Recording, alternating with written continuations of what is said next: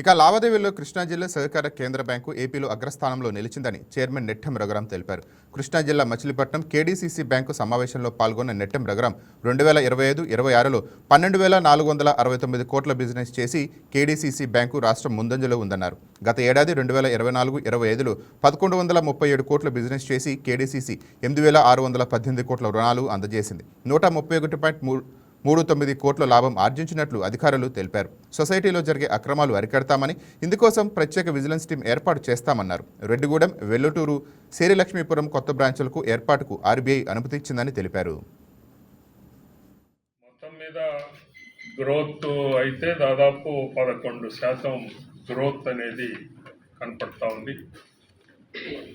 ఇది స్థూలంగా ఈ యొక్క గత సంవత్సరం జరిగినటువంటి మా యొక్క బిజినెస్, దీని ఫలితంగా వచ్చినటువంటి ప్రాఫిట్స్ అవి సంవత్సరం ప్రకటించాం. ఇకపోతే మా యొక్క ఈ బ్యాంకు యొక్క పరిపాలన గతం అలాగనే రాబోయేటటువంటి భవిష్యత్తులో కింద ఉన్నటువంటి సొసైటీలను కూడా ఇంప్రూవ్ చేసి ఇంకాస్త సొసైటీస్ ఇంప్రూవ్మెంట్ ద్వారా ఇంకాస్త బిజినెస్ అనే దాన్ని పెంచాలి అనే ప్రయత్నం చేస్తున్నాం.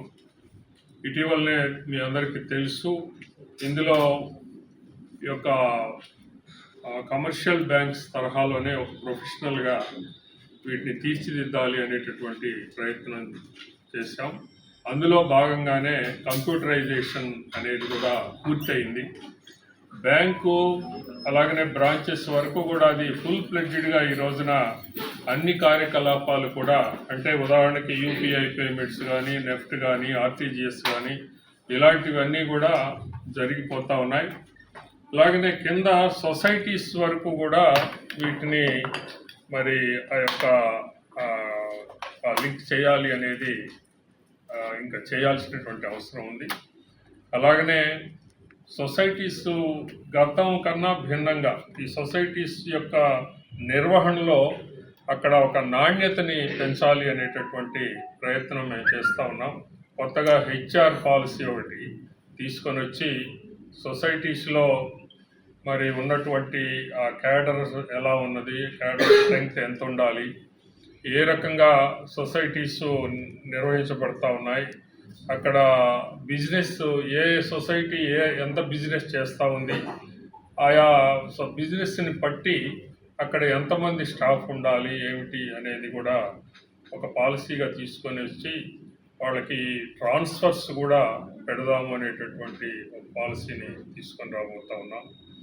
అలాగనే కంప్యూటరైజేషన్ అది అయింది కాబట్టి గతంలో లాగా మాన్యువల్గా మిస్అప్రాపరేషన్ ఇలాంటివి జరగకుండా ఒక తగిన జాగ్రత్తలు తీసుకుంటానికి మేము ఇప్పటికే ఆ మేరకు ఆలోచన చేస్తూ ఉన్నాం.